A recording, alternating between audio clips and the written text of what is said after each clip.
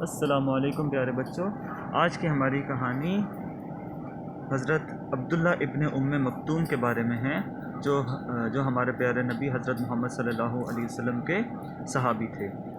عبداللہ ابن مکتوم رضی اللہ تعالی عنہ ایک دن رسول اللہ صلی اللہ علیہ وسلم کی خدمت میں حاضر ہوئے اور عرض کی، اے اللہ کے رسول، میں ایک نابینا آدمی ہوں۔ وہ بلائنڈ تھے۔ میرے اور مسجد کے درمیان راستہ ناہموار ہے، درختوں اور جھاڑیوں کی رکاوٹیں بھی ہیں۔ میرا گھر بھی مسجد سے خاصا دور ہے اور میرے پاس کوئی آدمی بھی نہیں ہے جو میری رہنمائی کر سکے اور میرا ہاتھ پکڑ کر مجھے مسجد تک لا سکے۔ تو کیا آپ میرے لیے اس بات کی کوئی رخصت پاتے ہیں کہ میں اپنے گھر ہی میں نماز پڑھ لیا کروں؟ کیا میں یہ جو میرے ساتھ پرابلمس ہیں ان کی وجہ سے میں گھر میں نماز پڑھ سکتا ہوں؟ رسول اللہ صلی اللہ علیہ وسلم نے عبداللہ ابن مکتوم کی پریشانی اور مشقت دیکھی۔ عذر معقول تھا جو بات وہ کہہ رہے تھے، یعنی کہ ان کو اتنی پریشانی ہوتی ہے، تو وہ رسول اللہ صلی اللہ علیہ وسلم کو سن کے صحیح لگا کہ ہاں ان کے لیے بہت مشکل ہے مسجد تک آنا۔ تو آپ صلی اللہ علیہ وسلم نے فرمایا کہ ہاں گھر میں نماز پڑھ سکتے ہو۔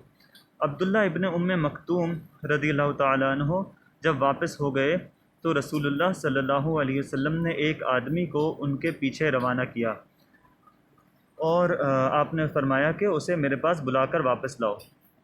نبی کریم صلی اللہ علیہ وسلم نے ان کو اجازت تو عطا فرما دی تھی، مگر جماعت سے نماز پڑھنے کی فرضیت اور اہمیت کے پیش نظر انہیں واپس بلا لیا۔ رسول اللہ صلی اللہ علیہ وسلم نے پوچھا، کیا تم نماز کے لیے اذان سنتے ہو؟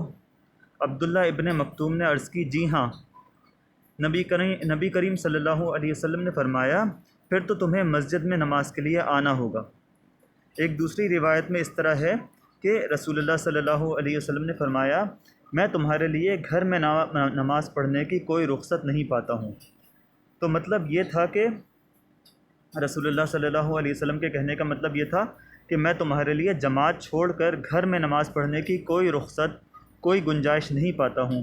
اگرچہ تم نابینا ہو، اگرچہ تم بلائنڈ ہو، اگرچہ تمہارے اور مسجد کے درمیان مشکلات ہیں، رکاوٹیں ہیں، اگرچہ تمہارا گھر بھی بہت دور ہے مسجد سے، اگرچہ تمہارے پاس کوئی آدمی نہیں ہے جو مسجد تک تمہاری رہنمائی کر سکے، اور اگرچہ تم اس اندھے پن کی، اس بلائنڈنس کی مصیبت میں پھنسے ہو، لیکن جب اذان کی آواز تمہارے کانوں سے ٹکراتی ہے، یہ ربانی آواز تمہارے دل کے شعور و احساس تک رسائی حاصل کرتی ہے، تو پھر تمہارے لیے مسجد کی جماعت چھوڑ کر گھر کے اندر نماز پڑھنا درست نہیں، مسجد میں ضرور حاضر ہوا کرو۔